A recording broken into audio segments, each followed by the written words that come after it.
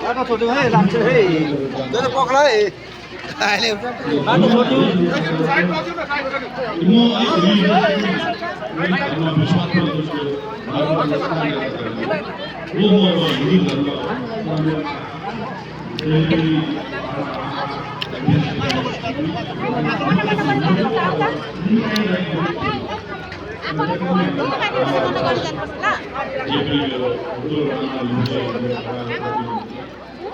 सबै धर्मले राम्रो भएको होला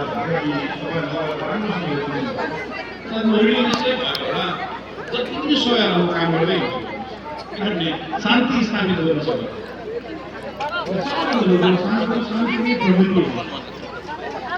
मैले कसैलाई काम गरिरहेको मलाई शान्ति र प्रगतिशील